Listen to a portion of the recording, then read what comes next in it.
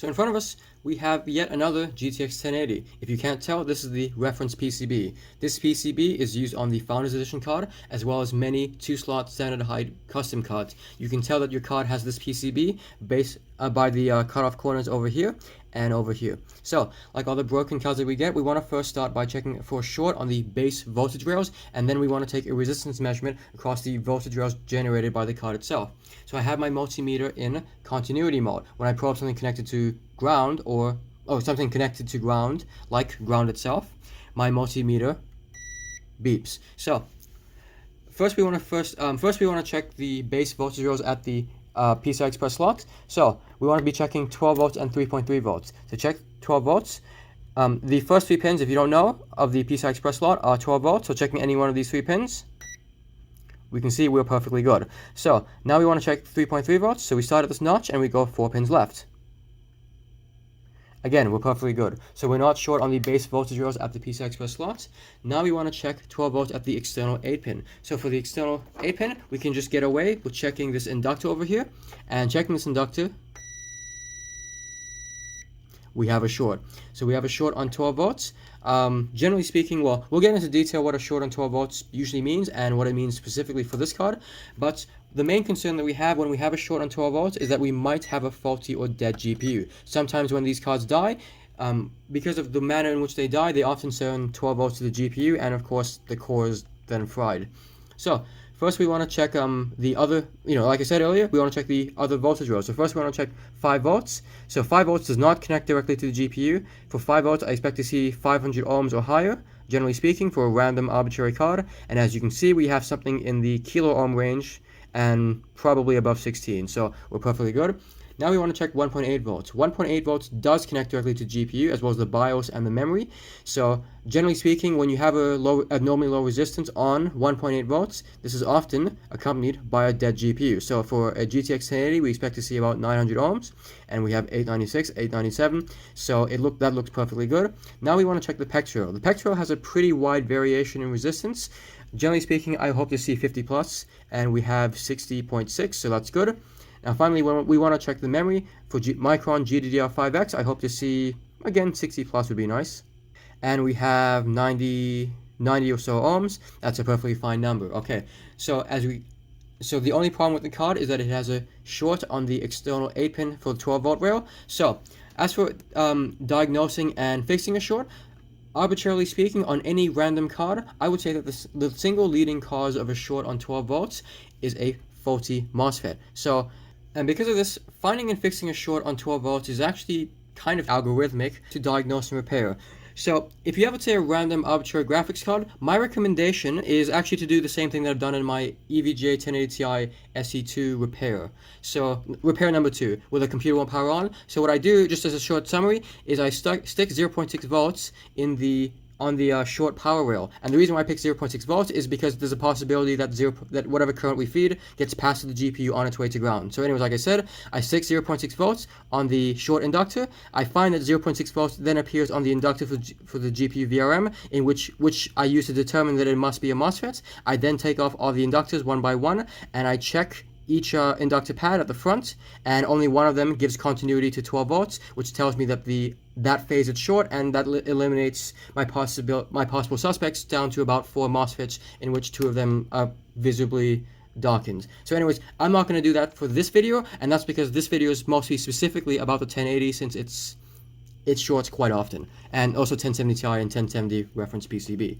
So the key piece of information that makes the diagnosis and also repair for this particular PCB quite easy is knowing to check the high side gates for your MOSFETs. So generally speaking, these are dual N-channel MOSFETs. They are either 4C85Ns or logically equivalent to a 4C85N. Off the top of my head, the other model that I'm aware of is ZF906, and then Alpha and Omega Semiconductor makes another equivalent part that PNY likes to use. So if you don't know, the high side gate is actually the first pin, so it's like this one over here on the bottom right. Again, bottom right. So we're going to check all the high side gates for each of these. We're going to check the memory first, just why the hell not. So on this one here we have 8 mega ohms. Kind of high. Okay, whatever. So now let's check this one. So for this, I expect to see something in the kilo ohm range, usually around 10 kilo ohms.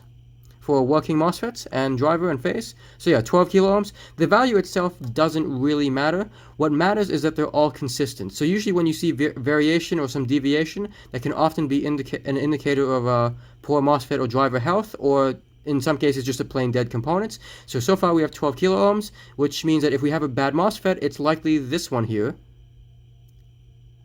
And we have 66, 67 ohms. Okay, so very likely the source of our problem is this MOSFET, or in some cases, maybe the driver connected to the MOSFET. It's of course perfectly possible for the driver to fail in such a way that it always kills whatever MOSFET is installed in this location. You may remember from my Titan X Pascal diagnosis video, in which the owner bridged 5 volts VCC to PWM1 on the phase controller on the back, and despite sending 5 volts down the PWM line to the driver and the phase controller, they were both alive, but then the MOSFETs connected to the driver died. So anyways, so now we can tell that it's obviously, this is our problem component. However, I should note that the thing about 1080s and 1070s is that, when these MOSFETs fail, they of course send 12 volts to the GPU.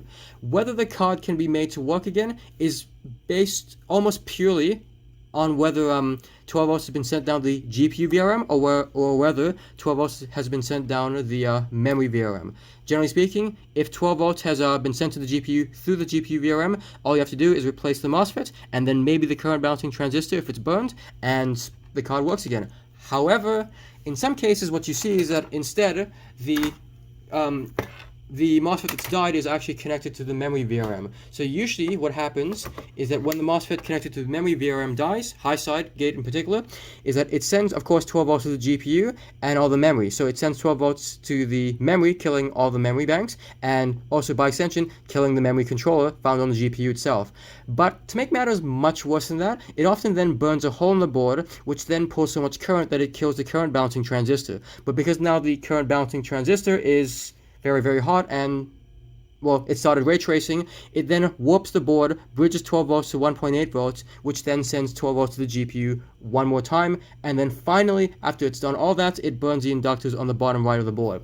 If you are in the market for broken graphics cards and you're looking for something to buy, don't buy a reference 1070, 1070 Ti, or 1080 unless you can confirm the inductors on the bottom right are not burned. But anyways, let's get back to our actual repair, or the card that we actually intend to repair that can be repaired. Anyways, so as you notice, we obviously have a burned current balancing transistor here. So I don't know what the model is off the top of my head. I have to look it up, but when I do, I'll of course link it. I'll mention it in the video and link the datasheet in the description. So anyways, let's go ahead and replace this MOSFET and this transistor here, and let's see if the card's any more functional.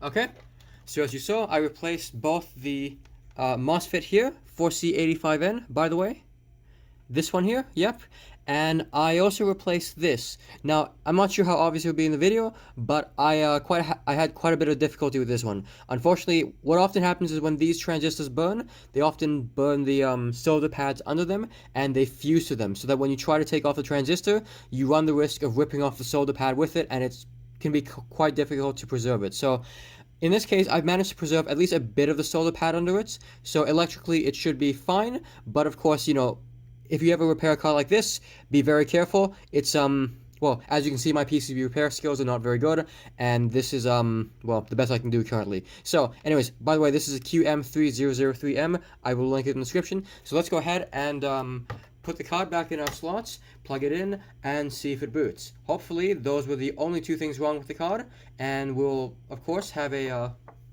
working card. Okay. Now the computer's on. Let's go ahead and see if this runs. So there's the memory. Since the memory is one of the last rails to turn on, I expect this thing will work. And there we go. We should have a BIOS splash screen. There we go. Okay. So yes, the card seemingly works. It's at least in a bootable state. Let's I'm gonna move the 8-pin back into the correct position, and I'm gonna stick one of my coolers on, and we're gonna see it in. Well, we're gonna stress test it and see if it's functional. Okay, so I forgot to mention earlier that when you replace a MOSFET, you cannot just assume that the one you put on works and it runs properly. You need to actually verify it. So the proper way to do this is with an oscilloscope and to compare the waveform of our new MOSFETs relative to the other ones.